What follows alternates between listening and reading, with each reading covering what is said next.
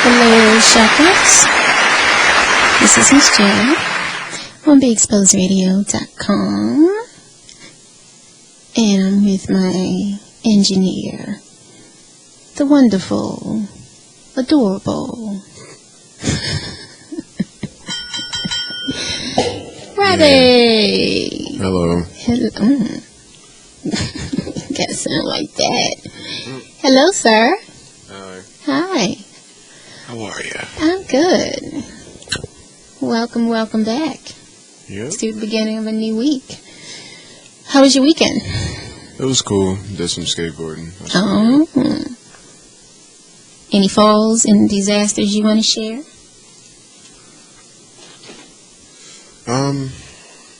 I was trying to do a power slide and then I fell and hit my hand really, really bad. So I'm going to get some sliding gloves this weekend. And what will the sliding gloves do? Prevent your hand from the meat coming off? Yep.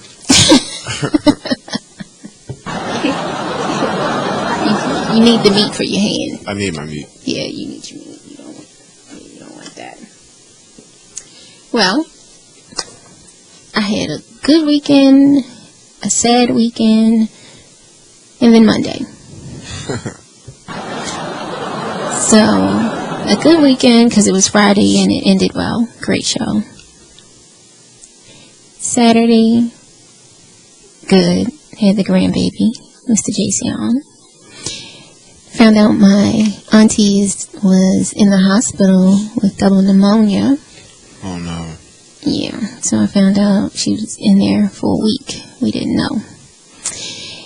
Then, went to a great event, the NAROB Real Estate Convention. Happy to be a part of that program. Shout out to them. Real estate agents all over the world.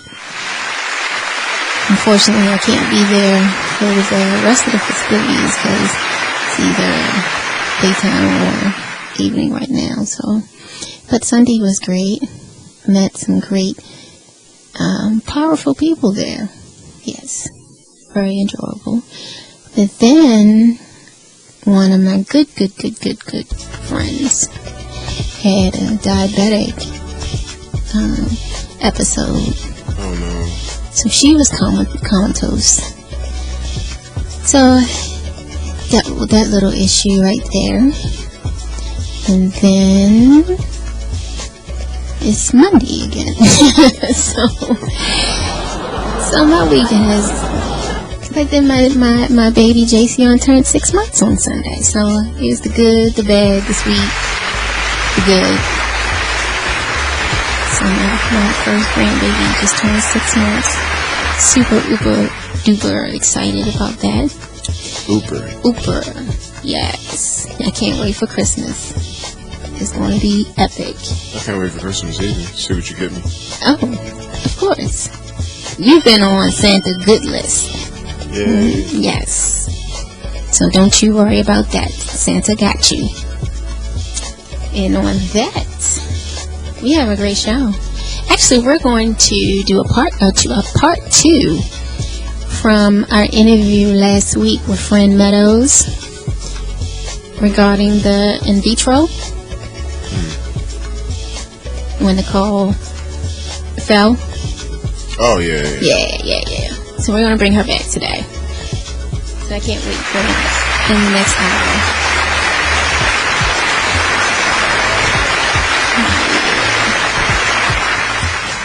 So, our first topic of today. How is your past life affecting your financing? Shout out to Miss Versatile also. Is she coming in today? To my knowledge, she is. Miss Versatile is in between rehearsals for her big debut on her play on Friday. So, to my knowledge, she is. How is your past life affecting your financing? Are your spending habits out of control and you can't figure out why? Bless you.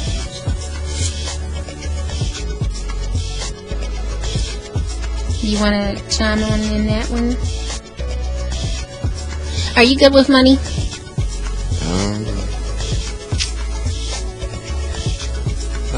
Yeah, I try to be good with money. I do not understand what's wrong with this operating system, but I try to save money when I can. It's hard though, because it's always something that you want to buy. Mm-hmm. So do you work on a budget, or just if you see it, you like it, you buy it? And I try to work on a budget. Like, depending on how much money I get from a check, I'll try to put half of it in my checkings and half of it into my savings. okay. So how long have you been in the checking and savings? Since I was in like 2 years ago. No, like a year ago. Okay. Do you try to keep the minimum $25 balance, $50 balance in there? I try to. I feel you've been there, done that. But that's good though, because most people don't have a checking and a savings. Yeah. Some people, Yeah, there you go. there I go. I'm sorry, I'm getting fussed at because I'm not talking to the mic. Some people don't have a checking or savings, let alone saving $25 to $50. Some people don't have a bank account. I don't know Some people how. don't have a bank In this day and age, you can walk around without a credit card. Like, I don't even like the idea of having physical cash in my pocket, honestly. Now, I used to be that person. I didn't mind carrying cash, but now I don't like carrying cash. I like to swipe my card. Easy. Because you'll lose cash quicker than you'll lose your card. Because you can have too much cash, you open up your wallet or in your back pocket and money fall out and all these different scenarios that could happen. You have your bank card, you know, if something happens, you can get it replaced. You know, if somebody try to take your money, you can get that replaced, hopefully. Ring the bell. Yeah. So,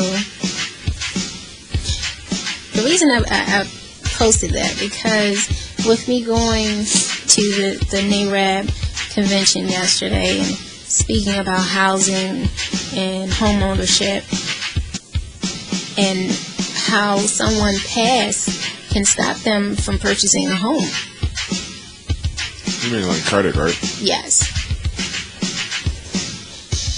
So that's why I posted this question, because your spending habits will make you ineligible from purchasing a home, purchasing a car, getting a regular old credit card. Because if you can't maintain the $250 balance or $500 balance, well, credit balance, I'm sorry, that you got it bad.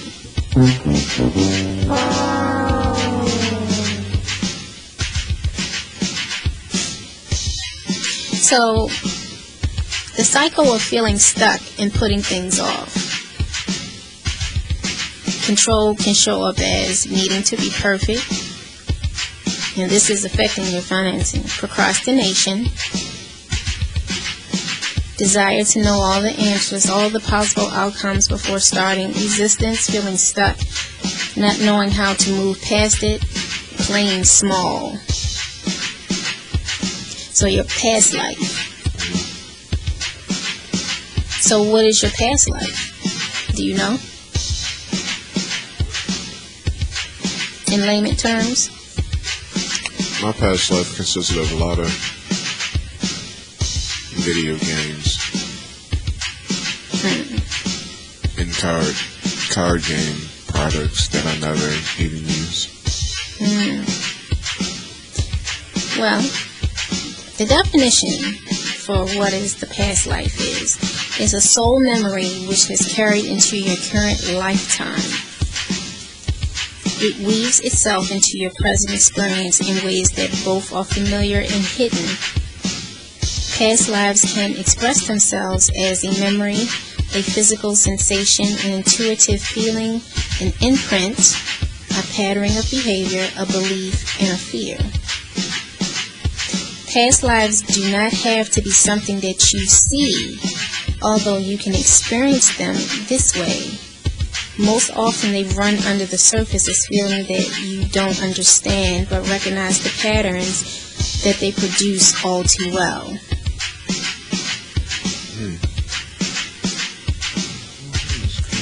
So,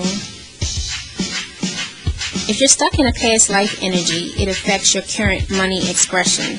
This can present a money pattern that can seem to break, like being able to manifest money but not be able to hold on to it.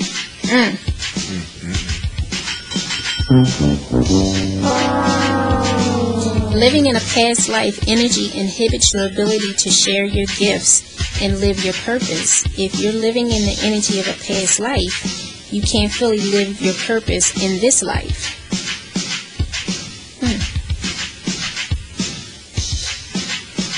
So past lives often include past vows and agreements, which if unresolved can carry over into this lifetime, directly affecting your prosperity. The vow of poverty is a common one for a soul-centered entrepreneur. You know, I had this conversation yesterday. I had the same, number 3, the same exact conversation when I was at the conference with someone. And they were stating how they grew up really, really, really, really poor. And with that being said, and they're successful now. So with the success, they always want more.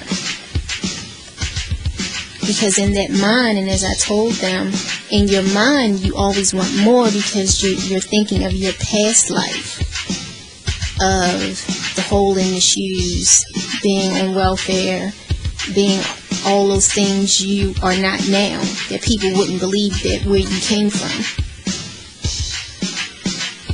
Do you think they're wrong for that? They asked me that question, and I said no. I said, but it's nothing wrong with wanting more, but you don't want to put too much on your plate because your cup will never be full. Because you're always wanting to put more in the cup. Sounds like greed. Sounds like they're missing something. And they said, you know, technically they wanted to get help for that because they think that there's something wrong with them. So, because of why they always want more and never satisfied. And as I told them, you're going to burn yourself out. So we'd love to hear from you. 1-855-835-5857. Enter 1. Or you can text us at 443-642-9403. Here at the Sugar Shack. You might want to repeat that again. Sure. That will be 1-855-835-5857. Enter 1. Or you may text us at 443-642-9403. And we would love to hear from you. How was that? That was good. That was good. Thank you very much. Thank you very much. So, I'm sorry.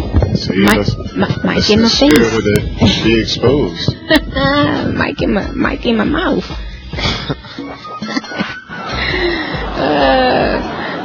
So, I know a lot of successful people that grind and hustle all day long because of where they came from and their past. Once again, is the topic of today, that a lot of people fit in this category, that your past affects your financing. So if you're used to growing up with nothing and you make it, once again, you're not trying to go back to that poverty level. Because I think it would be a culture shock to the new you. Like, oh, I don't remember that. It's like you blocked it out, but you kind of stay humble, but then you block it out because that's not where you want to be. You don't ever see yourself getting back to that place. But as everyone know, when the recession hit, and a lot of people that had money, what? They ain't have money no more. They don't have money no more. And where are they? Social services. You in the hood now, baby. Oh, wait. And that's a culture shock by itself. If you're making, and this is an example, your gross income is over $150,000 yearly, and you got hit with the recession, and you lost everything, and now you are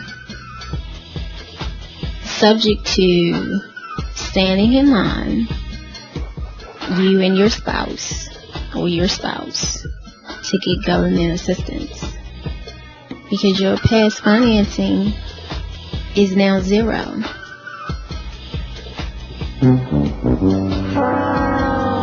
Do you think there will not be some type of shock? Yeah.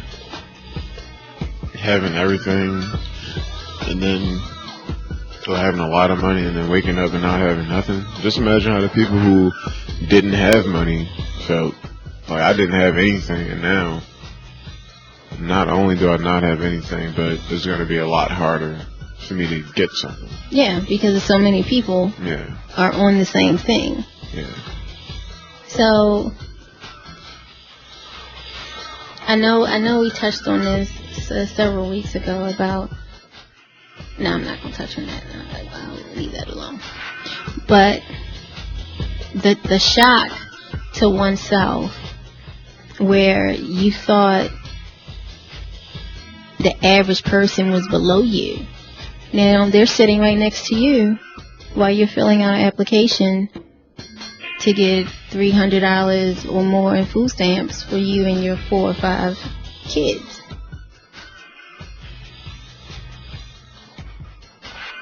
Because of your past financing has now caught up to your reality. And that's what happens. And that's what a lot of people did. Especially with minorities. We all know how to rub 2 pennies together. We're gonna make it work. So it really didn't affect the lower class too much, because they already at the low end of the totem pole. So they weren't shell shocked or trying to figure it out. Oh my God, what I'm gonna do? They already shacking up with 6 family members or 4 family members. They already down in social service line or getting WIC or what have you. But you're talking about upper middle class rich people who don't got to worry about paying the bill. Who don't have to worry about paying a bill. Now they have to learn how to budget, because they can't pass it off to an accountant or whoever handles their financing. So now the real world has set in. And you see how this one situation can just spiral out of that to you losing your job, your home, your family now, wherever you're living at or could be living at, but it's not in that big pretty house that you once had. You're not driving that $50,000 car, $60,000 car anymore. So now you're either walking, busing, or a Subaru.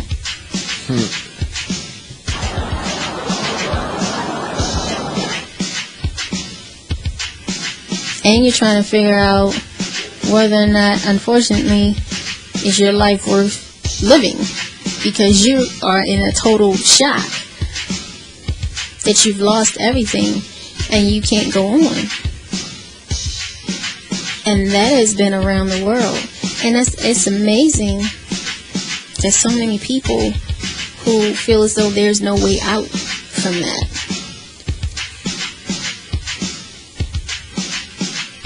But your fear holds the keys to your freedom.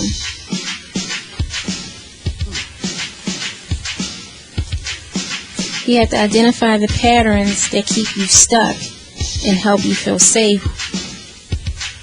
So where do they come from? What messages are they trying to tell you? So you got to recognize vows that you have had brought into your lifetime. This can show up as beliefs in money and what it means to be prosperous. Decide to release what no longer serves you. Beliefs and vows that you've been carrying in the clear energy that you hold.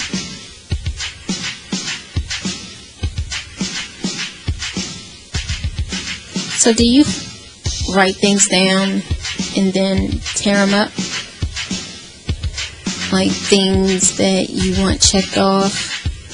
See, it's always about accountability. If you write stuff, if you talk about it, it doesn't count. You're just talking. You're just having a conversation to the air. But if you write it down, that holds accountability. You agree or disagree? Because it's in your handwriting. I mean, I guess I disagree because I don't write down stuff, but I still hold accountability to it. What about you? I try to write everything down. So why don't you explain what you mean by like write it down? Well, let's say you have a 3-week plan to start the process of purchasing a house. So you want to write all the things that you need to write down. Meaning your checklist. So your checklist will have everything from who you need to speak with going to look at a house. Looking for the person who will help you either get the loan for the house. Getting an inspection for the house. So all these things you're accountable for because you have a goal to purchase a house. So if you don't write it down and you forgot something, whose fault is that? Who's going to be accountable for that? Exactly. Accountability. Interesting.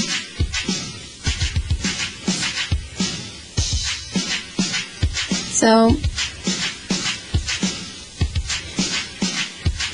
that was our finance part.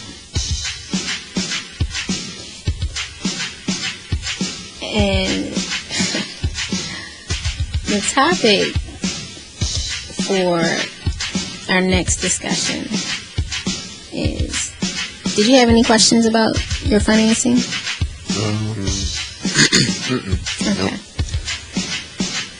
When your life just ain't right,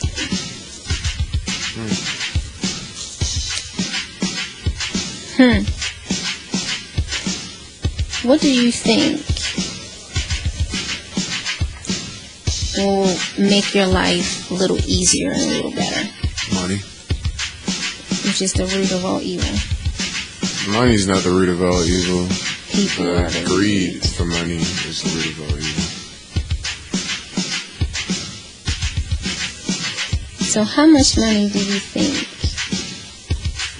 would be sufficient for you to say, I don't need anything else, I'm good with just this? How much money will I need? If you could give a dollar amount. $2 million. You spend that easily. $2 million is not a lot of money.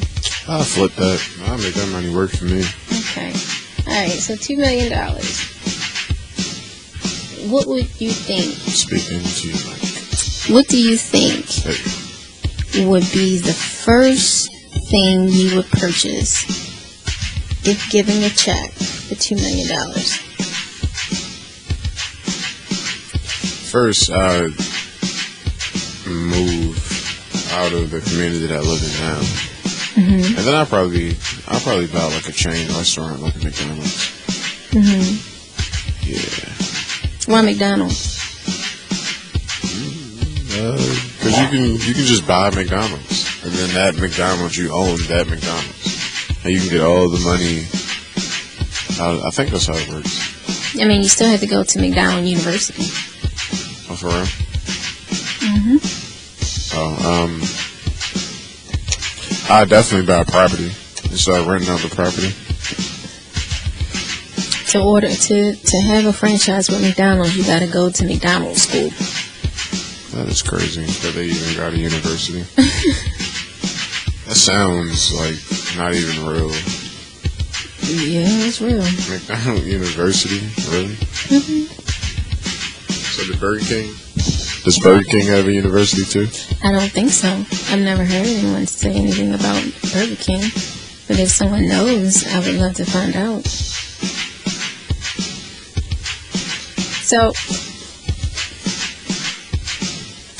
how to stop feeling your life isn't good enough? Yeah, this is falling among what you're discussing, Robbie. In recent times, it seems there are only 3 measures of success: money, looks, and fame. If you don't have one or all 3, you feel like things aren't good enough, and perhaps you feel unlucky and cheated. But you're an ordinary person, and it's hard to feel self-worth, self-respect, and self-esteem when you go to an everyday job in an everyday world. How do you find sense of significance in a world that seems to be very shallow? Like that? Yeah. So, believe it or not, the first step to feeling your own power, feeling a little ordinary, can make you feel like it isn't worthwhile to care about the feelings of others. You don't realize just how much power you have. Mr. J? Mm-hmm. Oh, we're going to go to our first break because we're going to come back to how to stop feeling like your life isn't good enough. So this is Miss J. And Engineer Robbie. On BeExposedRadio.com. We'll be back at the Sugar Shack.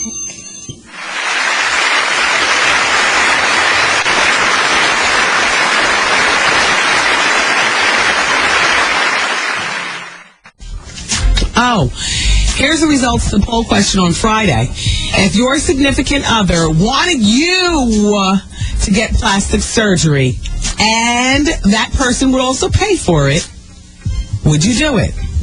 48% of people said yes, but 52% of people said no.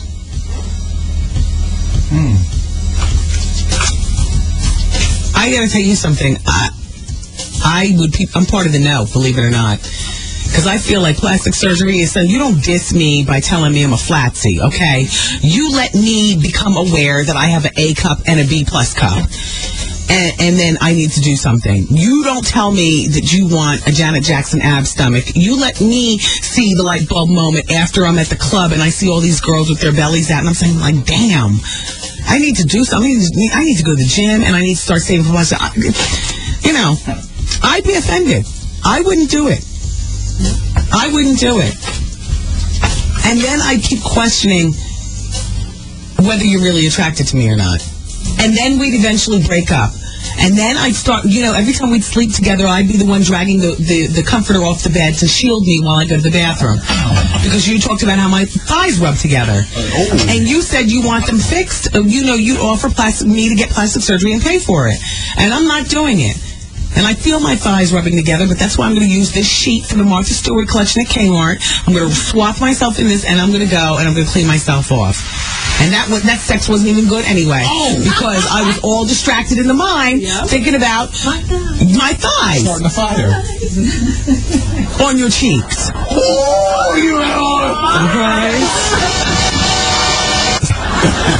Drug, alcohol, and gambling addiction can be devastating for you and your loved ones. Don't let the disease of addiction ruin everything you have worked so hard for. If you or a loved one is suffering from a drug, alcohol, or gambling addiction, call now and get a free, confidential consultation. Help is only a phone call away.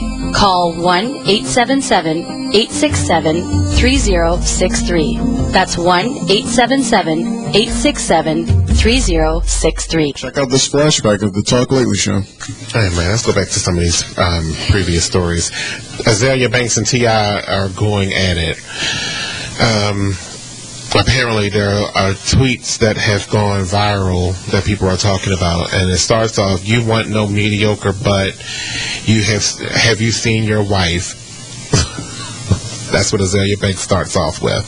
Then it goes to, what do you do when your wife can't read and they put it on national TV? Get your nerve! She's going in. At least I can read, LOL, Azalea Banks. Shortly after the comment, Tip's wife Tiny seemed to respond to Banks' jab. I mean, damn, bitch. Can't you ever just worry about yourself? A photo of Rihanna Reid on Tiny's... Oh, okay. Tip wasted a little time and shot direct threats at Azalea for attacking his family. "You musty mouth, thought, bot, bad body, syphilis, lip, rectum, vomit, unimportant, ugly monstrosity of a maggot ass bitch." Can you imagine that he is just twirling his neck all kinds of different positions, trying to say all of this? "You musty mouth, thought, bot, bad body, syphilis, lip, rectum, vomit, unimportant, ugly monstrosity of a maggot bitch. If you speak ill of my family again, I will end you on Phil, on Doe." These are all hashtags. Hashtag no bullshit. "People fall downstairs daily. You better watch your step, you ugly ass gremlin baby." Hashtag nerve of this cretin. Hashtag F outta here. Oh, fuck out of here. I get it. Okay. Yeah, you're not paying attention to the screen. Text message. Go ahead. Did you miss the Talk Lately show? Well, you can catch them Monday through Thursday at 7 o'clock p.m. right here on BeExposedRadio.com. You are listening to the Sharon Nixon Show on BeExposedRadio.com. International, y'all! So, I'm a dog, and I'm kind of new to this family, but I've noticed a trend. My humans do this thing where they go around and get all my toys and hide them in this basket, but it's always the same basket, and it's always the same place, and then they act so surprised when I find them, but I'm like, hello, that's where you put it last time. Humans are the worst at hide and go seek. A person is the best thing to happen to a shelter pet. Be that person. Adopt. Brought to you by the Ad Council and the ShelterPetProject.org. Free stuff for you just for listening to this station. Yo, we got your attention? Here's how it works. You click on the Radio Loyalty banner right now and sign up. Then you keep on listening like you already do. But now you earn points. Those points add up, and you can trade them in for cool stuff in the Radio Loyalty store. Earn more points by sharing your station with friends on Facebook and Twitter, answering surveys, and by using the apps in the New Players App Store. Pretty simple. Free stuff just for doing what you already do. Radio Loyalty. Click the banner to join now. Did you know that birthday parties help build confidence in kids? Yeah. Did you know that giving kids less sugar before bedtime helps them sleep better? Oh, totally. Did you know that friendly kids have more friends? Everybody knows that. Hey, guys, did you know that most people think they're using the right car seat for their kid, but they're not? I didn't know that. Parents who really know it all know for sure that their child is in the right car seat at the right age and size. Visit safercar.gov/the-right-seat to make sure your child is protected. Brought to you by the National Highway Traffic Safety Administration and the Ad Council.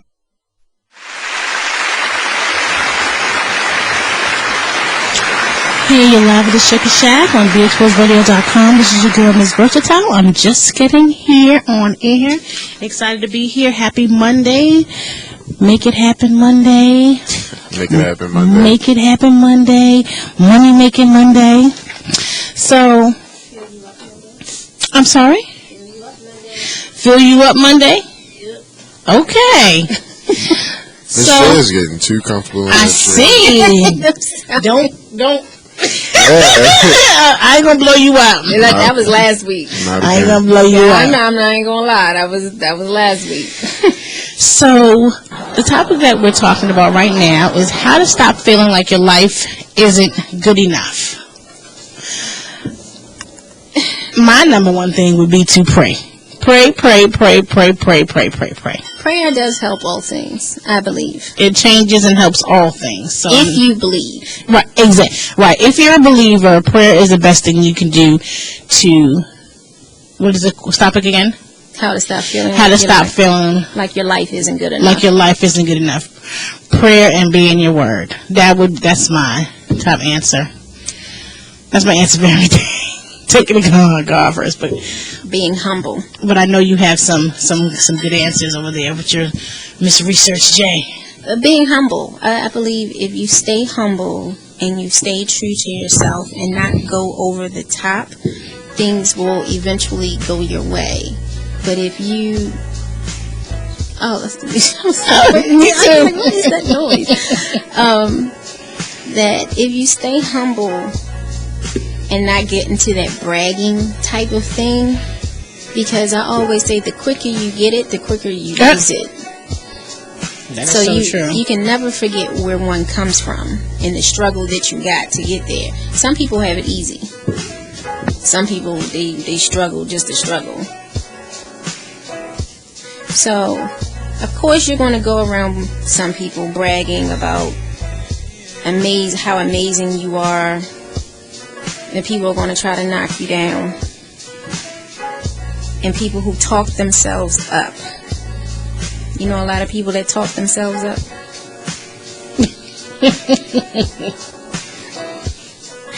They're usually covering up an internal feeling of inadequacy. I believe that. You got to speak to your mic, Miss J. Oh. Miss J, we got to switch your chair because... yeah. Oh. See? Mic in my face. Mic in my face. That's better? That's better. Okay. You're real comfortable over there. So when people talk themselves up, do you find that attractive? When they talk about themselves so much? Mm-hmm. Of the things that they got, the things that they're going to get. I mean, it's okay to be confident. Oh, yeah. And say, well, you know... And don't take all the glory. If you say, well, I'm believing God for... I know people like, she is on this God trip. Yes, I am. I so am, because that's just who I am. But yes, if you're saying I'm believing in God for something, I don't think that is like talking yourself. But if you're like, I'm going to do this, I'm going to do that, then yes, that could be a bit much. I don't like when people say... They start talking about, I've done this, I've done that, or I know this person, I know that person. That kind of bothers me. I don't know why, but it does. I guess from particular people, it bothers me. Like they showboating. Mm-hmm. Well, this is a word. People who talk themselves up are others usually covering up the internal feeling of inadequacy. Look at a celebrity. No sooner that they are hot, the rumors start and the snipping begins. It's called Schadenfreude. What? Schadenfreude. Getting shallow satisfaction from the misfortune of those seemingly more fortunate than you. So no matter how much you want to feel important, it won't help you unless you can appreciate it when it happens for the right reasons. Ooh, I like that. Repeat it one more time. So, no matter how much you want to feel important, it won't help you unless you appreciate it when it happens for the right reasons. So by exercising humility and refraining from all brag and swagger, you feel people to praise you when it's appropriate instead of hogging attention when it isn't.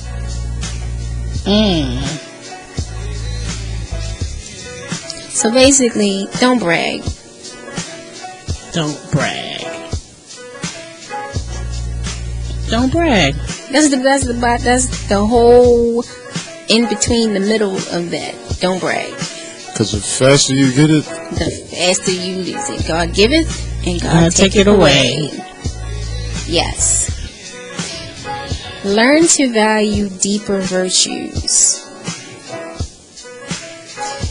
So it's saying that the media tends to be overflowing with images of the young, rich, and beautiful, and unless fit that mold, you feel less worthy of good things in your life.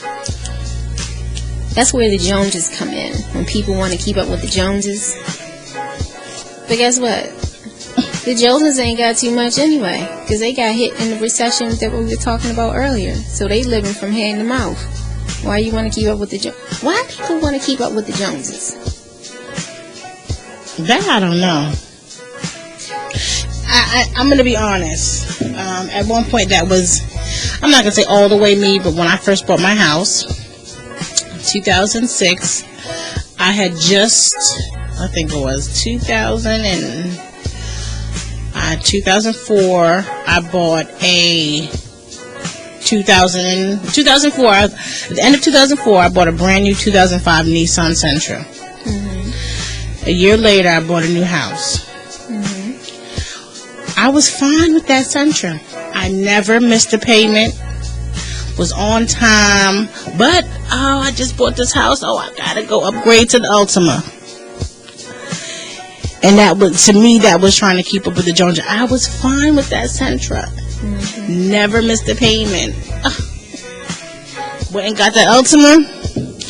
It was a couple of $100 down payment. Baby girl was, we're very transparent here. And past financing, past experiences caught up with your financing as the first topic of discussion. I don't have that car anymore. I get that big I'm sorry, what you say? Never again. Keeping up with the Joneses. Yeah. I hate that commercial. But so many people want to keep up with the Joneses, and they're going in severe debt to be like the other person. Like, why? Are you getting any of their money? Are they paying you any attention? Are they even acknowledging you that you want to be like them? No, they're not. Like, be yourself. Why I want to be? Why? I don't know. I just like a clear understanding of why people want to be like other people. Like the guys who wear like a Gucci belt. Yeah. And it's like, why do you have a $500 belt on, but your child doesn't have Pampers? Priorities. Like, what's up with that? Why you have a $500 belt, a $250 hat, and a $300 watch, and your child don't have no Pampers? And your phone not on, like. And your phone. You don't even have a phone. Your phone is $25 a week, and we're not talking about a good plan. I'm sorry, $50. Where's your priorities? Because one, your past experience is affecting your current financing. You're keeping up with the Joneses. You're not being yourself. And you're feeling that life is not good enough for you. So, Ms. Versatile, the conversation I was having with the listeners and with Robbie, I had a conversation with someone who started out poor and very successful now, but they always want more, and the cup is never full. So they know that something is wrong with them because they always want to achieve more, and they always want the better things. It's nothing wrong with wanting better, but when it comes to the point where you're not satisfied. That's what I said. Because you're always going to want more. And see, and I don't want to go there, but I have to. There. I have to. Please go there. Because I'm gonna take it back to the original thing. That's because you're chasing the things. If you chase him, he will satisfy you. You'll be filled. Listen, I am no saint, but I'm striving to be a better me. So That should be a book title. True.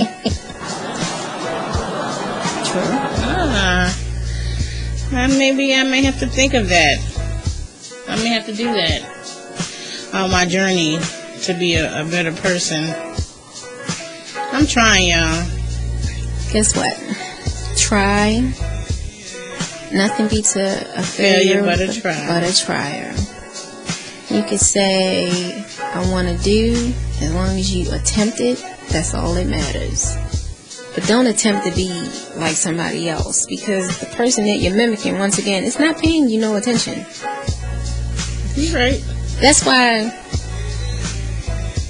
I might offend people on this one, but the ones that are like so enthralled with these celebrities and they can't think straight, like they're really best friends with them, do you really think they pay any attention? They might pay attention to some of them, but I don't really think they're like, you know, on Twitter, you know, yeah, you can have a conversation with your favorite celebrity, but they're not calling you up. Hey, what you doing? You want to go hang out this weekend? They're not your best friends.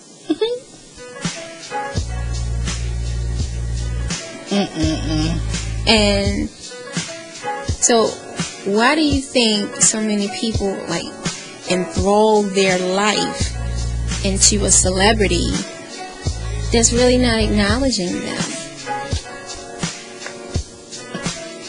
Like they're putting their heart and their soul into this person. They're building this person up, this celebrity. Because if they need $20, do you think they could call that celebrity up? Not. Do you think they can send them a personal tweet? Or text or email? Can I borrow, not $20, but can I borrow $50? Nope. Stop comparing your life. No one enough is enough. Take the advice from Mary Poppins. She says, enough is as good as a feast. That's a strong. It's as good as a feast. I like that. Think about that for a moment. You can only eat so much, no matter how good the food is or how much there is. It doesn't matter if your meal is served in a fancy restaurant at $1,000 a plate or in your own kitchen at $2.79 a plate. When you're full, you're full. And if you try to eat more, you will very likely get sick. When you have enough, it's exactly the same as having sat down to a tremendous feast and eating it until you fill.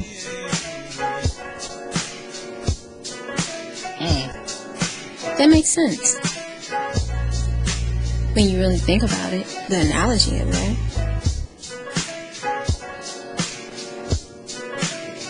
So on to the celebrity thing. When you compare yourself to other people and their lifestyles, it is very easy to get caught up in thinking that they have it better than you. First, it's always unrealistic to compare your life to another person. And second, you have no idea what their lives are really like. Outward appearances can mask an amazing amount of pain, debt, sorrow, anger, frustration, loss, boredom, and who knows what else. Don't believe the hype and always beware of the gloss. Ooh. Repeat that one again. Don't believe the hype and always beware of the gloss. Your life is the one you have, so work on it to achieve what you consider matters. Don't believe the hype and always beware of the gloss. Don't believe the hype. What I was talking about. Cultivate a grateful heart. Gratitude is the one thing that most people who feel a particular way look outside of your own world and see how good you really have it.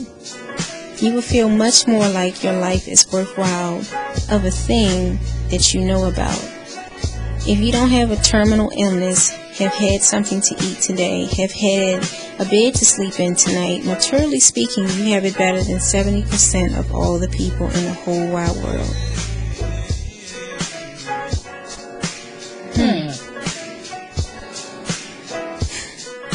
You agree? I know you agree. Forgive people and let go of grudges. Yes. Yes. We already know. Jay. We already know when you are about that. So. Yeah, we have to. I can let go. Because if you forgive, if you don't forgive, you're holding on to it. It's hurting you, not hurting the other person. That person's going on about their business. It depends on the person, but you know how I get down. So it depends in the circumstances. Feel the satisfaction of creating gratitude in another's life and let it stay within your heart.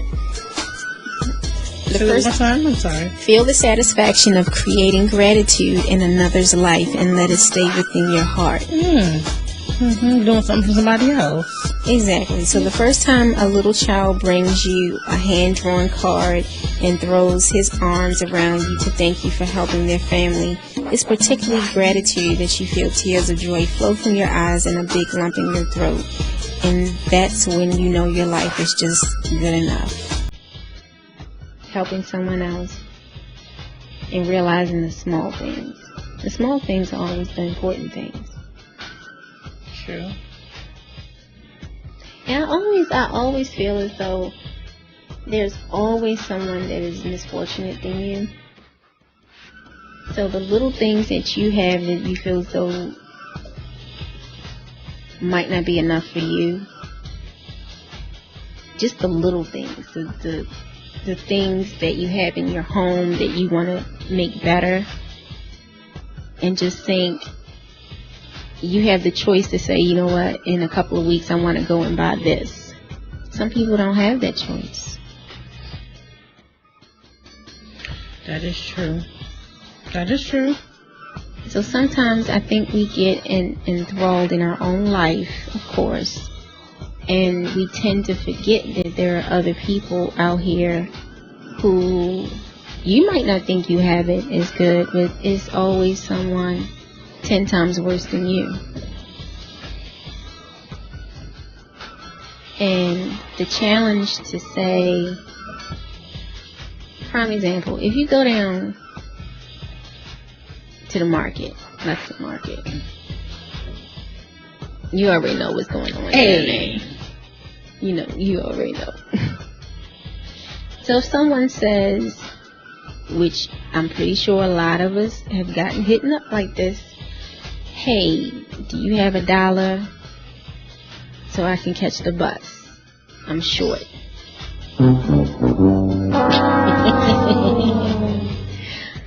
How many of us who knew we had $1, an extra $1, would give it?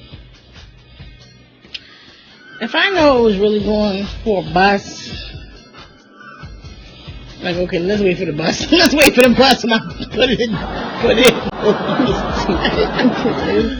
But I said no. I'm not going to sit here and lie. I said no because I thought they were going to use it for a bus. I thought if they were going to use it to get high or if they're alcoholic, for a little sip. I need a statistic, like how many of those people actually get on the bus. It won't be hard to find out. That's for sure. But, okay, another scenario. You know when you're parking and you have to buy one of those tickets to put in your car? And someone says, hey, don't worry about that. I got a ticket that you can use. All I need is $3. How many people have given up the $2 to $3 to get this ticket that you're not sure is actually valid, and you come back and you got a boot on your car or something crazy because you didn't listen to Hustle Man and he hustled you out of $2 or $3. Have you been approached like that yet? No. You haven't? Oh. So basically, when you're at the machine, You getting money? no, not the bank machine, but you're at the parking machine and you got to put your money in to get the yellow and white ticket. Okay. And someone is standing there and they're like, "Hey, we got a ticket for you." So basically, instead of you putting your money in the machine, you're going to give them for this extended couple of hours on this. I would be scared. I ain't gonna lie, I've done it a couple of times. Oh yeah, I've never been approached.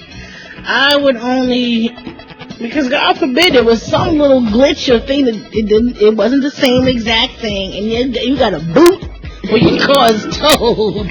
Yeah. So, because Hustle Man that hustled you, and he says when you finish with the ticket, put it back up in the box. They told me put it back up in the box. One, I got approached by a guy who he was a Caucasian guy, and the girlfriend was either Indian or black. I couldn't really tell which she was.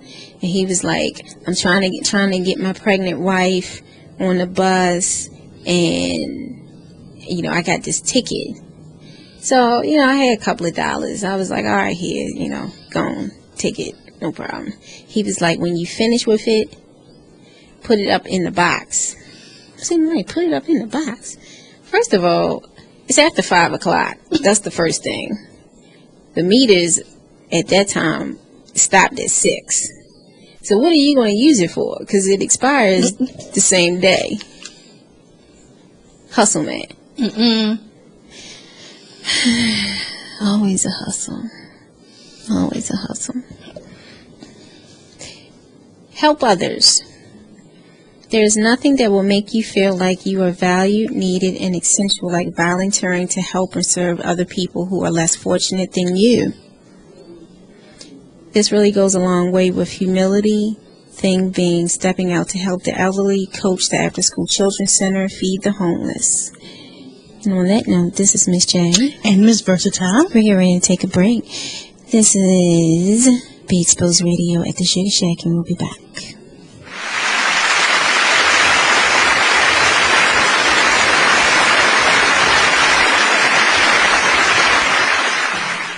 Drug, alcohol, and gambling addiction can be devastating for you and your loved ones. Don't let the disease of addiction ruin everything you have worked so hard for. If you or a loved one is suffering from a drug, alcohol, or gambling addiction, call now and get a free, confidential consultation. Help is only a phone call away.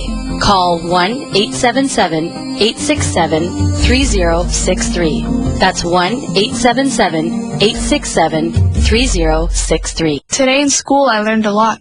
In chemistry, I learned that no one likes me. In biology, I learned that I'm fat and stupid. In English, I learned that I'm disgusting. And in gym, I learned that I'm pathetic and a joke. The only thing I didn't learn in school today is why no one ever helps.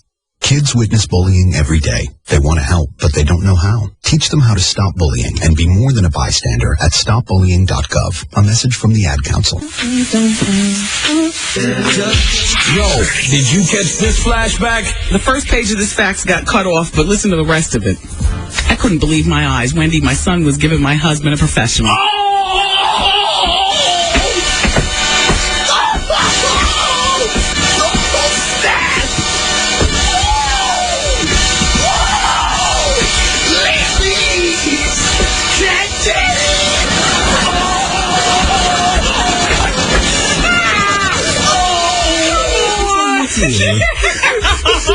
Big one, Elizabeth. Come on, Elizabeth.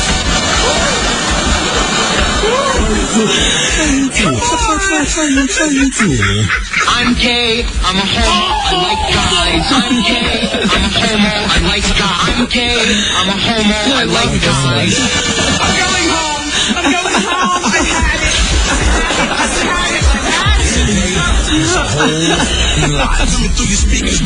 It's windy, man. So, I'm a dog, and I'm kind of new to this family, but I've noticed a trend. My humans do this thing where they go around and get all my toys and hide them in this basket, but it's always the same basket, and it's always the same place, and then they act so surprised when I find them, but I'm like, hello, that's where you put it last time. Humans are the worst at hide and go seek. A person is the best thing to happen to a shelter pet. Be that person. Adopt. Brought to you by the Ad Council and the ShelterPetProject.org. Check out this Lady-O flashback. I loved being where I was at. I was at 22, 24, and I thought for 25 years I battled my weight, and I thought that was where I was just going to be. I tried everything over the counter over the years to try to lose the weight, and even did the gym thing. I finally got to the point, and I did lose doing the gym thing. I'm not going to say I didn't. But, you know, when the whole Biggest Loser thing was out, I thought I was going to be like the Biggest Loser. So I went to the gym every day and worked out for a good couple hours a day. And anyway, one thing I've realized through all of this journey is that nothing ever taught me how to eat right. Wow. And, you know, I would go to the gym, but then I'd leave and go eat pizza. So that was kind of counterproductive from what, you know, I was doing. And when I found Omni, I didn't realize that it would force me into a lifestyle change that it did. I saw the list of foods and saw how strict it was, and I thought, I'm going to die. I'm like, there's just no way I can do this. You're talking about somebody who's used to pizza and fries and, you know, whatever the heck I wanted to eat, and soda. I was a huge diet soda drinker. You know, to give all of that up was a huge step for me. But I did it. I thought I was going to do a round or two, be done with it, and then go back to my old habits, is really what was in the back of my mind. Had no intentions of doing it as a business. Had no intentions of turning this into some sort of lifestyle change. At the time, I did my first round. I lost 27 pounds in my first round. And now, you know, it's been 2 years later. I've maintained the weight loss. I've kept it off. I've lost 83 pounds. I'll give another clean flat. Wow, 83 pounds. Awesome. Yep, and I've gone from a size 22, 24 to I'm in a size 10.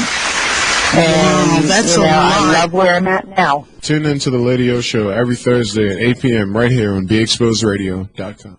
From north, east, south, and west, you're listening to BeExposedRadio.com. So, you know, I'm a dog, and I'm kind of new to this family, but I've noticed a trend. My humans do this thing where they go around and get all my toys and hide them in this basket, but it's always the same basket, and it's always the same place, and then they act so surprised when I find them, but I'm like, hello, that's where you put it last time. Humans are the worst at hide and go seek. A person is the best thing to happen to a shelter pet. Be that person. Adopt. Brought to you by the Ad Council and the ShelterPetProject.org. So, you know, I'm a dog, and I'm kind of new to this family, but I've noticed a trend. My humans do this thing where they go around and get all my toys and hide them in this basket, but it's always the same basket, and it's always the same place, and then they act so surprised when I find them, but I'm like, hello, that's where you put it last time. Humans are the worst at hide and go seek. A person is the best thing to happen to a shelter pet. Be that person. Adopt. Brought to you by the Ad Council and the ShelterPetProject.org. So, you know, I'm a dog, and I'm kind of new to this family, but I've noticed a trend. My humans do this thing where they go around and get all my toys and hide them in this basket, but it's always the same basket, and it's always the same place, and then they act so surprised when I find them, but I'm like, hello, that's where you put it last time. Humans are the worst at hide and go seek. A person is the best thing to happen to a shelter pet. Be that person. Adopt. Brought to you by the Ad Council and the ShelterPetProject.org. Welcome back. Welcome back. Welcome back. So, this is Miss J. And Miss Versatile. Look at him. Engineer Robbie. I like those dark blue shades like that. I like them. So we have Miss Fran Meadows get ready to call us shortly on part 2 of in vitro versus IVF. I'm so tongue-tied right now. In vitro for young women who cannot achieve of having a baby the natural way. So we're going to talk more about where we left off on part one of the interview for a few minutes. Our call had got disconnected, so the last time we spoke with her. So she'll be calling us in a few minutes.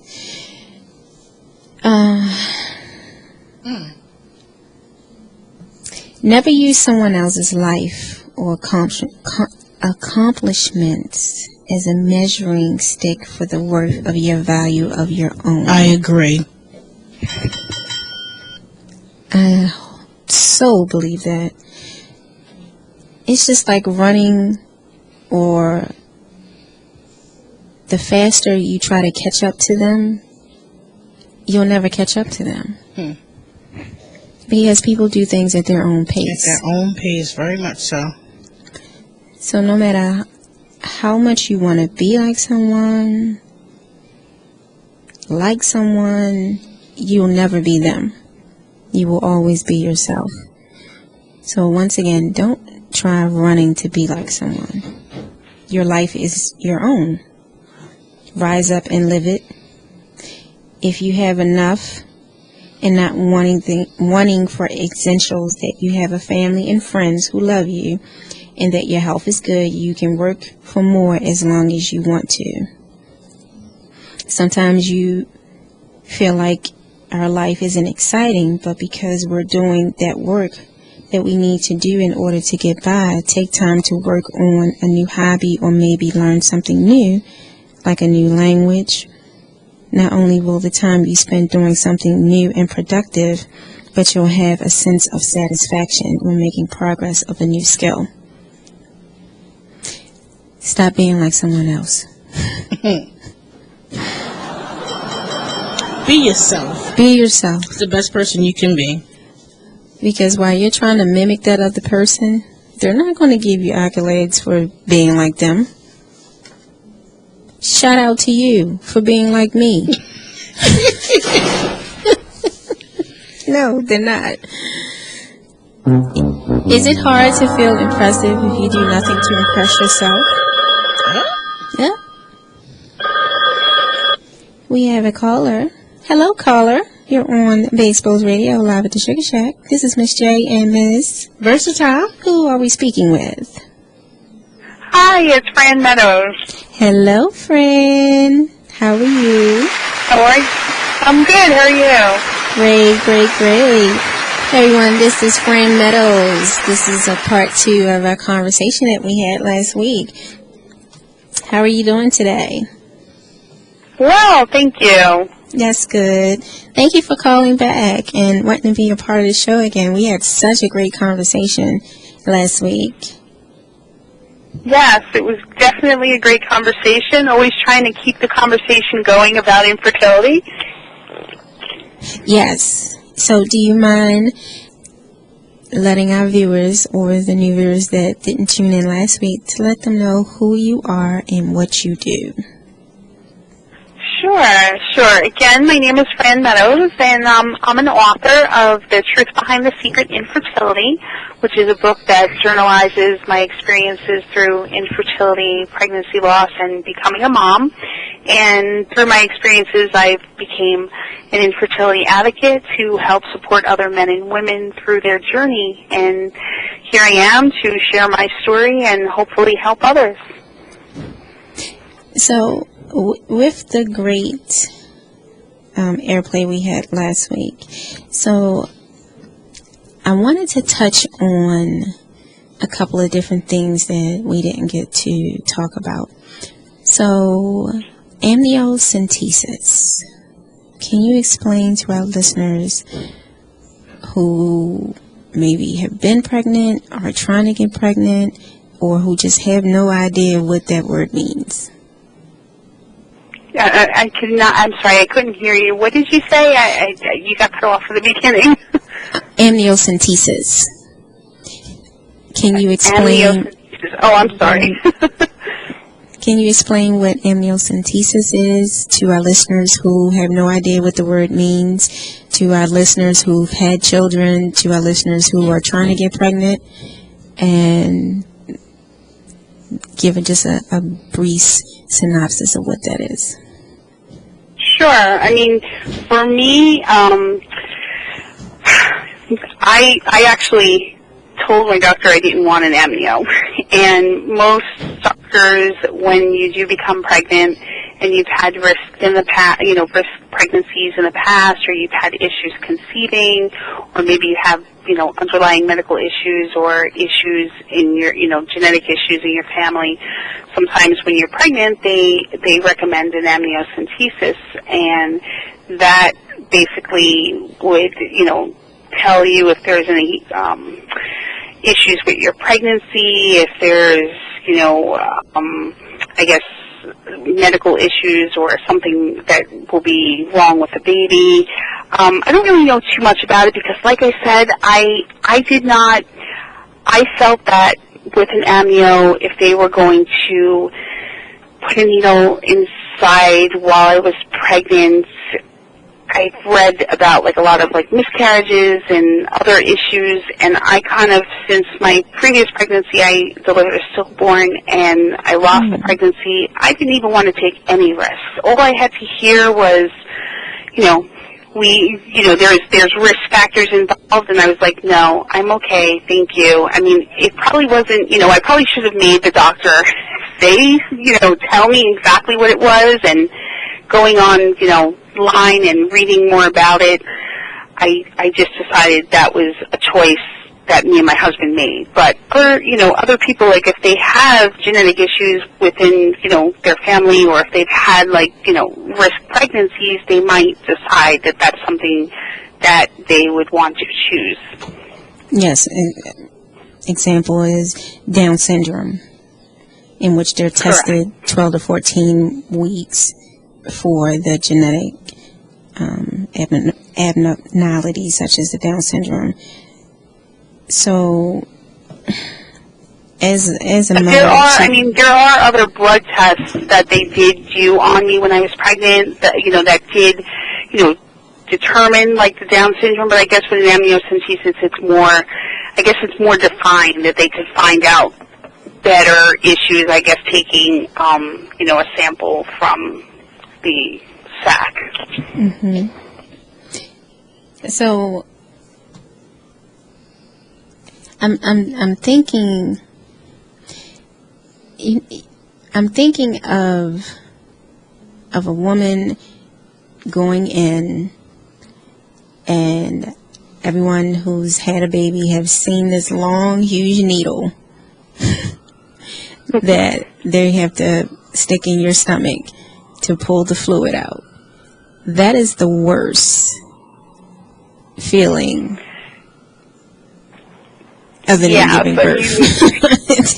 Right. I'm sure. I guess everybody has their own fears. For me, honestly, after going through fertility treatments and injecting myself with needles, after a while, I just became so used to needles. Even when I went to go get my blood drawn all the time, as long as they, down the vein and got it in there, as long as I didn't watch the blood be drawn up, I was fine. But yeah, with an amniocentesis, I would think that would be an extra large needle that nobody wants to see that. Exactly. So, what can you tell us about a gay couple who want to have a surrogate to carry their child? Can you enlighten our listeners on how that process will help them? Sure.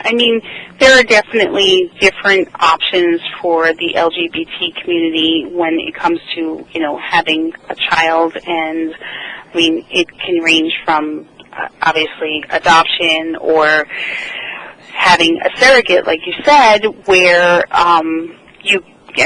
most couples, if it's obviously a male couple, they would have to have an egg donor, and one of the men would have to use their sperm, and then it would be kind of the whole process would be like in vitro fertilization, but it would be obviously, depending on the same-sex couple, what they would, be choosing, an egg donor or a sperm donor. So, today there are so many different possible ways of, having a family regardless of your sexual orientation. And, basically then the surrogate would carry their child. And I mean, there's a lot of legal agreements and legalities involved that, I mean, I can't really stress on because I'm not, a surrogacy lawyer or a reproductive lawyer. But there's a lot of legalities with gestational carriers, and even with heterosexual couples, they sometimes, they cannot carry a pregnancy, and then they choose to opt for a gestational carrier to carry their child, where they use their own eggs or their own sperm together. So I mean, there are many different options, and I mean, that's the best that I could describe it. But like I said, there are many different legalities that, an attorney would have to be involved because it's a big process. It's a legal binding commitment. It's not just a commitment to have a child. It's a commitment to, having a third party involved, so to speak. Yeah, that can be a little messy. Yeah, I mean, I'm sure. I've heard nightmare stories. I've heard so many wonderful stories, and there are so many wonderful people out there that help an infertile couple or an LGBT couple have children. So, what do you think you have a percentage of women in their childbearing years who do not have children, and for some who never will? I really honestly I wouldn't even want to guess, because from my experiences after opening up about my journey through infertility, I feel like I've met so many. I mean, the 1 in 8 is how many couples will experience infertility, and there are many couples that have gone through many treatments, have also gone through maybe adoption failures, or not having enough financial means to have a child because they can't continue their treatments.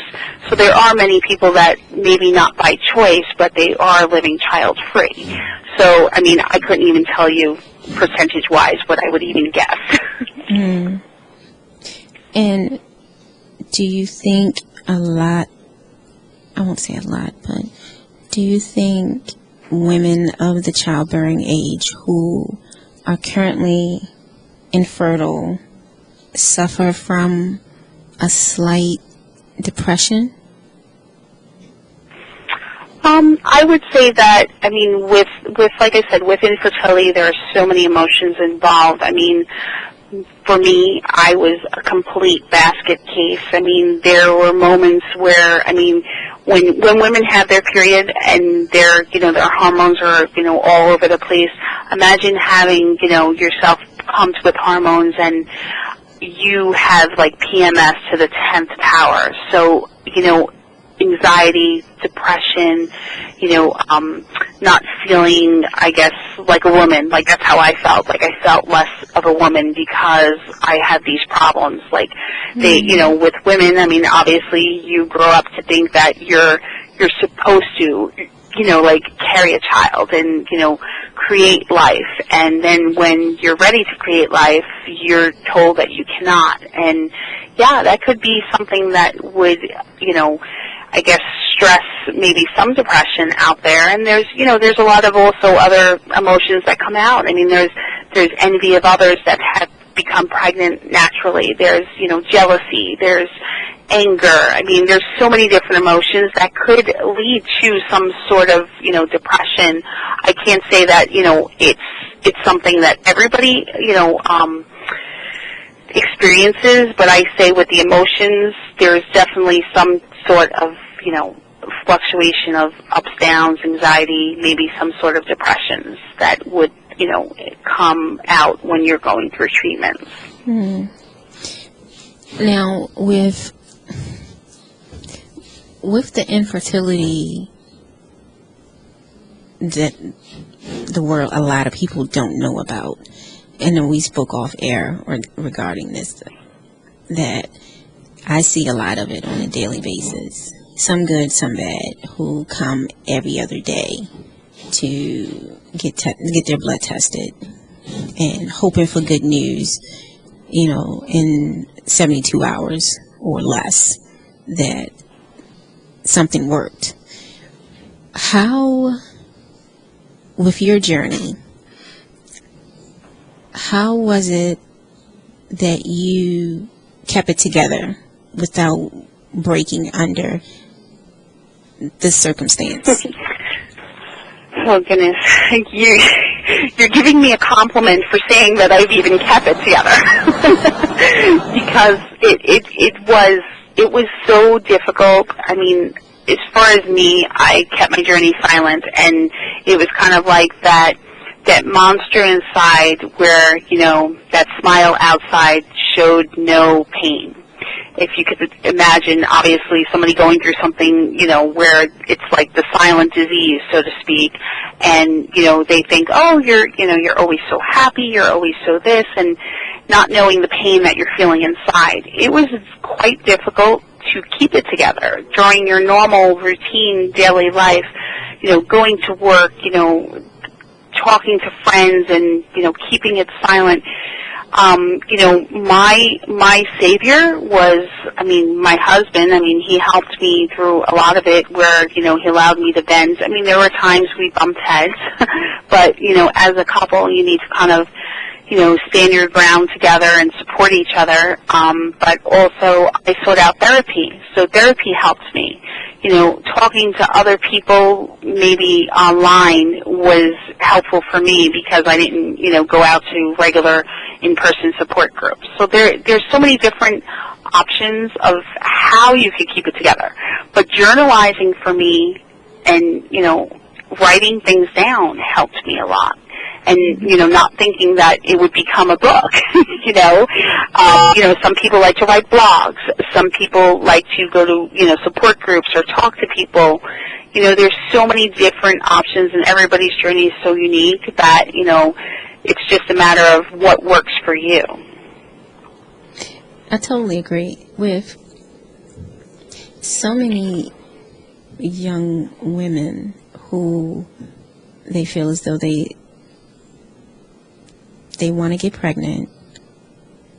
They don't want a man, like a full-time partner, and they want to have a baby, whether it's the natural way, whether it's through adoption. They just want a baby. With the long process of IVF, and it, like I said, it's not overnight. It takes a little time. Can you give an estimate to our listeners, as you being an expert right now, of how long this process takes? As just use any woman as an example to give them an idea of the process from beginning to end. Sure. I mean, beginning to end, as far as beginning from becoming, you know, going through treatment and then becoming pregnant, you know, hopefully at the end. Yes. It varies. Like I said before, everybody's journey is unique. For example, I'll just share like a little part of my journey. Starting out, the way when you go to a doctor, they will ask you, you know, how long have you been trying? And I mean, trying, infertility is defined as the failure of a couple to conceive pregnancy after trying for at least a full year, and that pertains to men and women under the age of 35. So, you know, with infertility, if you are having unprotected sex for over a year, technically that's counted because you're trying naturally. You may not be, so to speak, quote unquote, trying, but you're having unprotected sex, and, you know, maybe something should be happening. So that's why they define it that way, where if nothing's happening after a year. So for us, we probably tried naturally, I would say 2-3 years, and nothing was happening. Not even like, hey, you know, I need to go out and buy a pregnancy test. You know, I missed my period. So, you know, it all depends on the couple and how long they try.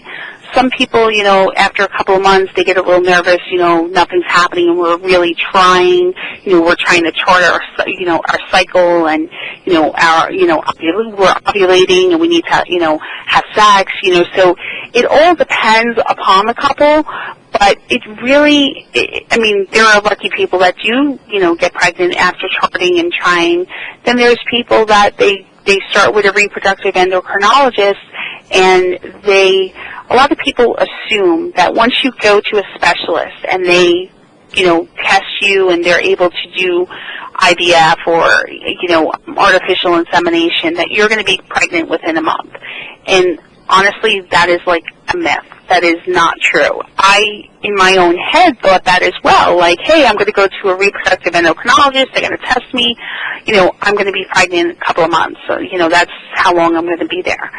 Well, I would say about 6 years from naturally trying to going through treatments is what it took me to get pregnant with my first child. That unfortunately, at 25 weeks, 6 months pregnant, I lost that child. So, that then brings everything back. So, I mean, it's a process. It could be a year, it could be 2 years, it could be a lot longer, and really because everybody's journey is so unique and different, you really can't pinpoint how long it's going to be. So, can you possibly discuss the financing on it? And roughly, if people have to pay out of pocket, if it's covered under insurance, is that something you can talk about? Sure. I mean, like I said, everybody's situation and financial situation is different. And insurance for treatments of fertility is not usually covered. There are 15 states that have a mandate where they will cover testing, maybe blood testing, semen analysis, ultrasound. They'll cover the testing and the diagnosis, but they may not cover the treatments of, like I said, IUI or IVF. So those treatments would either be out of pocket or, some people, because they have no financial means, some people do, different types of crowdfunding. They look for other resources, which there's a lot of nonprofits that have a lot of financial resources out there. We have to take a quick break. I want to come back and talk on that. This is Miss J. And Miss Versatile. On Be Exposed Radio at the Shaker Shack, and we'll be back.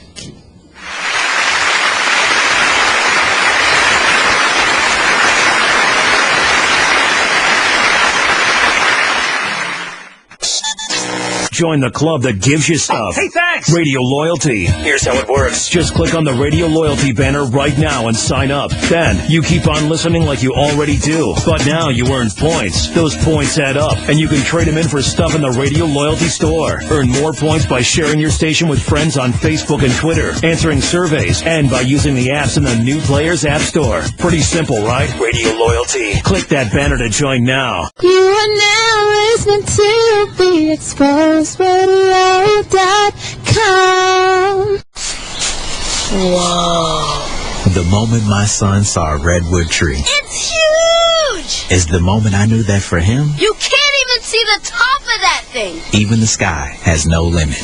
There are some moments only the forest can inspire. Find yours at discovertheforest.org. Learn about forests near you and discover cool things to do when you go. Your moment is out there.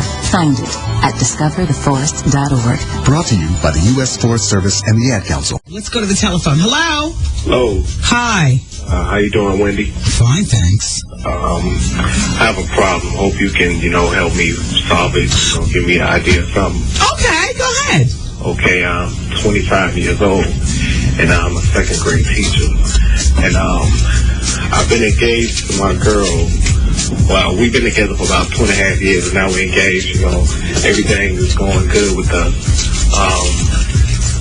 Back in October, I got a new student, and the child is being raised. He's a single, being raised by a single parent. Mm-hmm. So the father, came up to the school to meet me.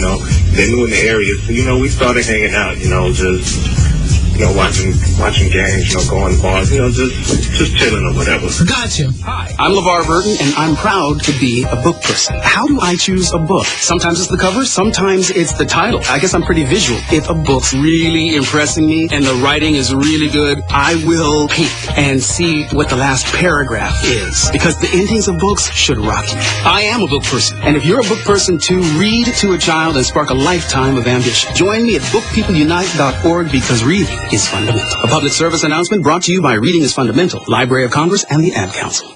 Green light. Hey girl, school zone. I'm getting hungry. Car changing lanes. You want to meet me for pizza? Stop sign. Intersection clear. Yeah, street. Pizza sounds good. Ballin Street? Girlin Street! It's hard to concentrate on two things at once, like texting and driving. Stop the text, stop the wrecks. How will you stop texting and driving? Tell us at stoptextstopwrecks.org. Brought to you by the National Highway Traffic Safety Administration and the Ad Council. It's time for a flashback. Even said so. This seems like a witch hunt. Y'all trying to push your agenda. Your agenda failed over there, so now you're trying to do it in here with this little dumbass panel. Then that, now this is failing, and nobody was trying to hear that. They didn't say that part, but that would have been me, because I just stood up in the middle of the room like, ain't nobody trying to hear this shit.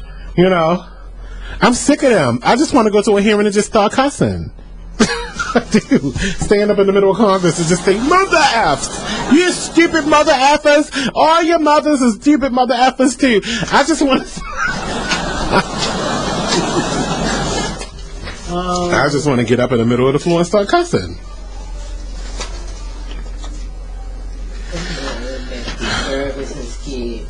All of them. I know. They probably call in the SWAT team and everything. It would be so fun. I mean... Hey, exactly. I just want to raise my voice one time in the middle of Congress. Like, y'all got to get yourselves the F together. And I mean it. All new Talk Latelys every Tuesday, Wednesday, and Thursday at 7 p.m. right here on BeExposedRadio.com. You are now listening to BeExposedRadio.com. Hi, I'm Joe Perry. And Steven Tyler from Aerosmith, here for Red, recording artists, actors, and athletes against drunk driving. Yeah, we love it when the music does the talking. And the music stops when someone gets killed. So never let someone get behind the wheel if they've been drinking. So keep it real. Friends don't let friends drive drunk. A public service message brought to you by the U.S. Department of Transportation, RAD, the National Association of Broadcasters, and the Ad Council. Hi, I'm Joe Perry. And Steven Tyler from Aerosmith, here for Red, recording artists, actors, and athletes against drunk driving. Yeah, we love it when the music does the talking. And the music stops when someone gets killed. So never let someone get behind the wheel if they've been drinking. So keep it real. Friends don't let friends drive drunk. A public service message brought to you by the U.S. Department of Transportation, RAD, the National Association of Broadcasters, and the Ad Council.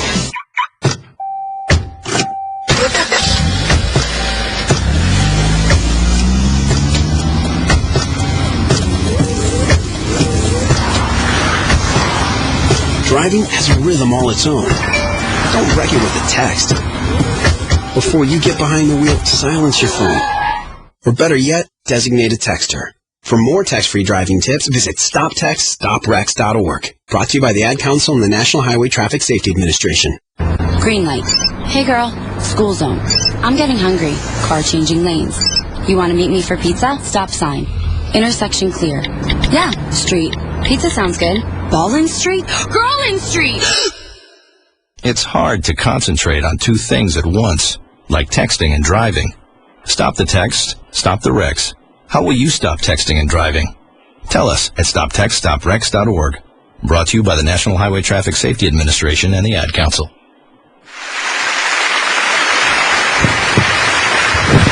Hello.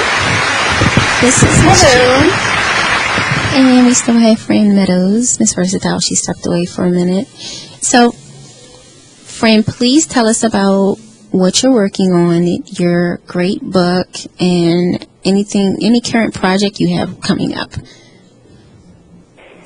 Sure. I mean, I'm always doing different speaking engagements on fertility at seminars and on my book. I've also been connecting with a lot of different patients and professionals online.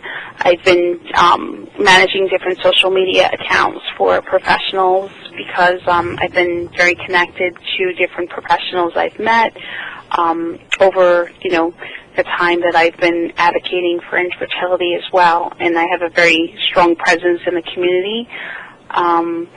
Also, coming up, I am going to be working on a lost butterfly wall for those who have lost children like myself, like with stillbirth, and October 15th is Remembrance Day, so I'm going to be working on that as well.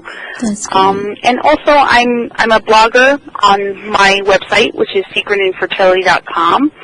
And I also blog through the Blogro feed of Infertility Survival Kit, and they're a mobile app that actually gives great resources to patients and professionals, and I blog off of their feed as well. So there's so many different things I get involved in. People contact me, to work on different, projects, and as well as patients who email me and, reach out to me for support. Well, congratulations on that. And then you said October 15th for Remembrance Day? Okay, that's great. Yeah. We definitely would like to have you back before then to talk about that. Yeah, it's a virtual remembrance because I know so many people that, they do some kind of balloon release, like in person, but there's so many different people that I've met online, especially via Twitter, that, they live all over the country, and, I think it's a great way to kind of, remember their lost, children as a remembrance and a type of, virtual support. Okay. So, social media, how will people be able to find you? I'm on Facebook, and it's the title of my book, The Truth Behind the Secret Infertility. And I'm also very active on Twitter, and it's my name, Fran Meadows, so you could reach out to me there and follow me on Twitter as well. And through my website, a lot of people contact me, which is, like I said, secretinfertility.com. Well, thank you again, Ms. Fran Meadows, for part 2 of our wonderful interview today. I greatly appreciate it. And, of course, you are welcome back again anytime you want, because it's a very important topic. So many women are trying, and men also want to have a baby. Yeah. So let you be the voice and the guide. Thank you so much for having me. I appreciate it. Oh, you're so welcome. So, ladies and gentlemen, Ms. Fran Meadows, live at the Sugar Shack Part 2. She'll be back again very soon. Thank you again, Fran, and we'll talk to you soon. Great, thanks. Have a good day. You too. Bye-bye. Bye. Ladies and gentlemen, Ms. Fran Meadows. Yay!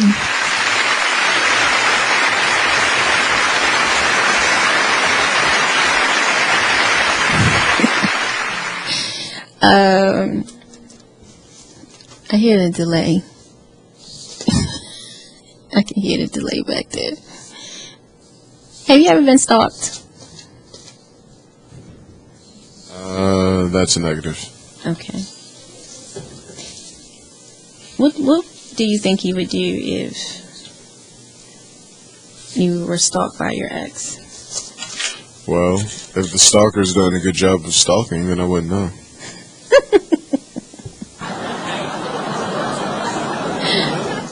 Oh, boy. So, if you're being stalked by your ex, stalking includes watching you, being near you, or hanging around your work, school, or home. Stalking involves a persistent course of conduct or actions by a person, obsessive behavior for the purpose of getting power and control over you. When you're being stalked, you feel scared, out of control, or harassed. Stalking can involve threats.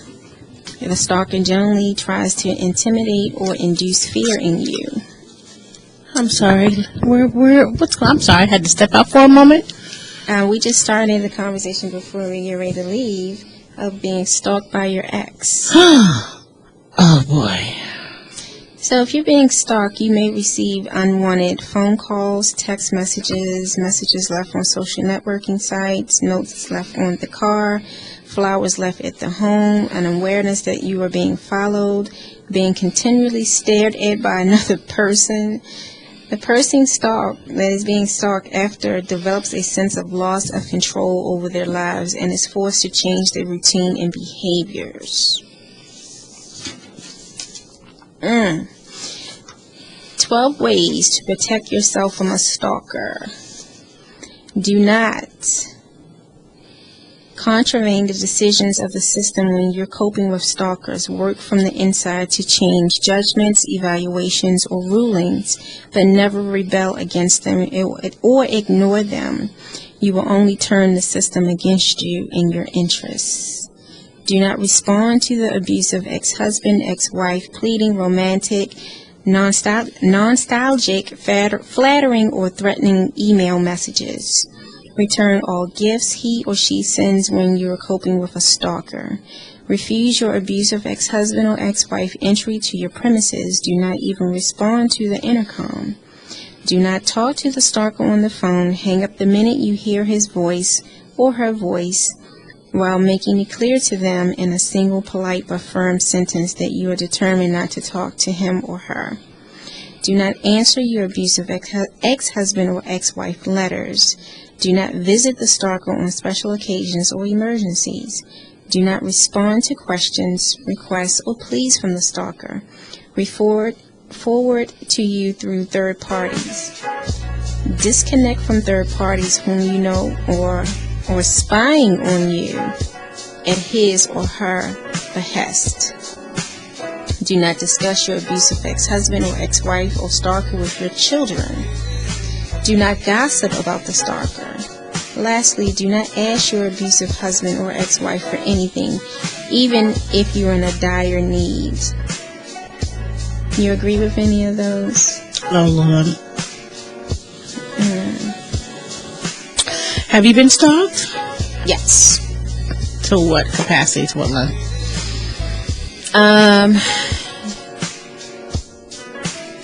Moving across the street. Oh my goodness. Oh yes, I remember that. Yeah. I remember that. Yeah. Some people find that flattering. I don't. Not at all. I don't find that flattering. That if I want to stand outside my door, I don't want to look at you standing outside your door. I don't want to go to my mailbox and you go into the mailbox. I don't want to do that. Yeah. But some people think that's flattering. I don't think so. It's not. The other behavioral extreme is equally futile and counterproductive. Do not try to buy peace appeasing the stalker. Submissiveness and attempts to reason with him or her only when the stalker appetite is not full. The stalker regards both as weakness, vulnerability to exploit. You cannot communicate with a stalker or paranoid because he or she is likely to distort everything you say to support his or her persecurity delusion, sense of entitlement, grandiose fantasies. You cannot appeal to a stalker emotion. He or she has none, at least not positive ones. Do not discuss your personal affairs with the stalker. When you are forced to meet the stalker, do not discuss your personal affairs or his. Do not meet the stalker alone. Regulate any contact with the stalker when and where possible to professionalism, to your lawyer, to your accountant, to stop stalkers. Protect yourself with a mediator. Keep your distance. Be prepared to protect yourself from the stalker. Protect your computer from electronic stalking. Is your computer being tampered with? Is someone downloading your email? Has anyone been in your house while you're away? Any signs of breaking and entering, missing things, a typical disorder? Is your post being delivered erratically? Some of the envelopes open and then sealed? Mysterious phone calls abruptly disconnecting when you pick up. Your stalker may have dropped by and may be monitoring you. Preparing yourself to protect yourself from a stalker. Alert your local enforcement officers. Check out your neighborhood domestic violence shelters. Considering owning a gun for self-defense, or at the very least a stun gun or mustard spray. I've never heard of mustard spray. Me neither. Is it like pepper spray?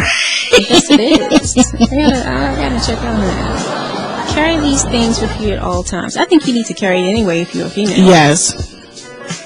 To protect yourself from the stalker, keep the protection close by and accessible even when you're asleep or in the bathroom. If you're keeping your distance from the stalker, put physical distance as you can between yourself and the stalker. Change address, phone numbers, email accounts, cell phone numbers, enlist the kids in a new school, find a new job, get a new credit card, open up a new bank account. Do not inform the stalker that your whereabouts of your new life. Stopping stalking behavior is about moving painful sacrifices such as minimizing contact with family and friends. Have you noticed any unusual patterns, any strange events, any weird occurrences? Is someone driving by your house morning and evening? A new gardener or maintenance man came by your absence? Someone is making inquiries about you and your family? To stop a stalker, recognize when it's time to move on. Alert your family to what stalkers do. Teach your children to avoid the stalkers and report it immediately as a contact. Stalkers often strike when it hurts most at one, especially the kids. Explains the danger without undoubtedly alarming, making it clear in the direction of the children. Because adults that can trust will basically win the child over. Ignore your gut reaction and impulses. Sometimes the stress of being stalked is so enormous and so infuriating that you feel like striking back at the stalker. Don't do it. Don't play their game because they're better at it and will be likely to defeat you. Yes. Unleash the full force of the law whenever you get a chance to. Restraining orders, spells in jail. Frequent visits from the police office tend to check the stalker's violent and intrusive conduct.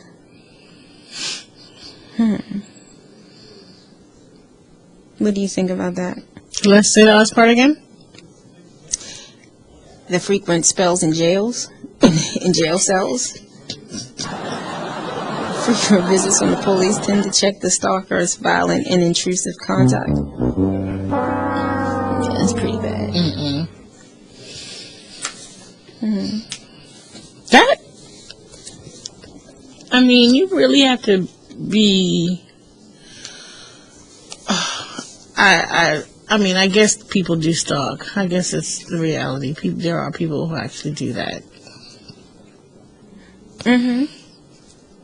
It's not cool. I actually, in undergrad, I had a stalker. I did not know who they were. Campus police, till this day, well, case is closed, but campus police never found them. He would call me and tell me what I was wearing and I had on. I would be in my off-campus apartment, and he would tell me where I was standing and what I had on, and where I was like during the day. That's crazy. And I don't. Yeah, we never found him. Well, And it was called from a private number. I'll never answer private numbers anyway. But That was years ago. yeah, but how much time we got? I'll finish this last one off. Is love more important than looks? Should I leave my lover because their beauty is fleeting? Say that again? Should I leave my lover because their looks are fleeting? Ooh. Yeah. Would you? Well, folks are willing to empty their bank accounts solely for the reason to maintain a beauty. Then the relationship depends on the relationship. People are scared of getting older because they do not want to lose the power that comes with beauty. But if your relationship is based on looks alone, then the relationship is destined to fail every time. True indeed. So these are some of the main questions asked to a wayward lover after they've been caught cheating. So basically, is this person better than me? Are their looks better than me? Once again, if a person's going to cheat, they're going to cheat. That's the first thing. As we know, as Halle Berry being the most beautiful woman in the world, she didn't get a pass. So if she didn't get a pass, I think we all subject to getting cheated on. So, unfortunately, when you have a bad woman like Halle Berry, now I know they call her Crazy Halle, but she was still bad. Like the perfect outside, she looked perfect. Behind closed doors, that's something else. But to the world, she was the perfect woman. Gorgeous. Gorgeous. Right, gorgeous. You would think, if you had Halle Berry, yeah. Why? Why? Exactly. Couldn't even get it out. Why? Why would you look at anything else? You know, her personality could be jacked up, or it could be really sweet, or it just might be that person who has the issue, who's not happy with themselves. So, when a person looks are more important, have you been in a relationship where the looks were more important than the person? I've never dated anybody for looks. I mean, not just for their looks. I mean, I've dated really, really, really cute guys. I've dated average. And I guess, they say beauty's in the eye of the beholder, because I have dated someone where to me they look good, but to my friends and family members, what you doing with him? And yeah, I don't date for looks. That's just a bonus. I date based on how you treat me. Mm-hmm. That's how it should be. Because looks come and go. Looks come and go. Trust and believe. Mm-hmm. It's all about the heart. Yeah, you don't stay that way forever. You might have to pay some money. Don't get me wrong. I don't want no hug mug, but somebody I can't walk down the street with and feel good about. But I'm not dating for looks. No, you don't want to troll. No trolls. But now I've seen some good-looking couples, and I've seen some average couples, and I've seen wow, there got to be something there type of relationship. Because why is he with her, or why is she with him? It got to be something. But who am I to judge? Right. Who are we to judge? Yeah, who am I to put my judgment on their relationship? Because at the end, I'm not getting anything from them. So why inflict my judgment on their relationship? How is that benefiting me? What advice can I give to this person? Oh, she's ugly, or oh, he's ugly. Why are you? That's offensive. And I never say ugly. I don't like that word. Then the God shows you're not ugly. Maybe unattractive. I don't like saying ugly. She's not very attractive. He's not very attractive. Like, really? Well, what's wrong with him? Well, what's wrong with her? Now you're in a trick bag because now you got a list because you didn't put your foot in your mouth. So now you got a list why your friend or your relative partner is not attractive. Would you tell them, or would you just say, you know what, that's all you? I think it's safer to keep your mouth shut. Sure is. So, we had a great show today. We definitely did. And my play opens this weekend. Yay. Friday, Yay. August 1st, 8 p.m. What is it? Notre Dame of Maryland University, LeCirque Hall. And it's the Soul Man Soul. What time? Baltimore Playwrights Festival, 8 p.m. Is there going to be food there? I will have that information for you tomorrow. Please do. Let our listeners know there's going to be food there. You want to know if there's going to be food there. I'm trying to, for the listeners. I'm speaking for the people. We want to know, is there going to be food there? That's important. You know, you might want to get some chips, soda, hot dog or something. Yeah, we need to know these things. So tomorrow is Tuesday. Yes. Tuesday. And tomorrow we have two great guests coming up tomorrow. We have author Judy Flankenberry. She's a registered nurse. And also we have Sarah Douche also calling in tomorrow. And we have a lot of great guests coming up on At the Sugar Shack. Yes, we do. I cannot wait. I'm excited about what's going on around here. Around here. Yes. Up next is a Talk Lately show at 7 p.m. on Beach Post. It's Jonathan Rashawn. Oh, the boys are in. Oh. You're not doing the show. Okay. So they're going in at 7?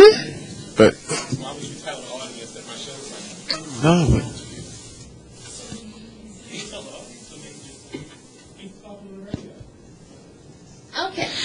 Okay. So Jonathan and Sean show at 8 p.m. Yes. And this is Miss J. And Miss Versatile. and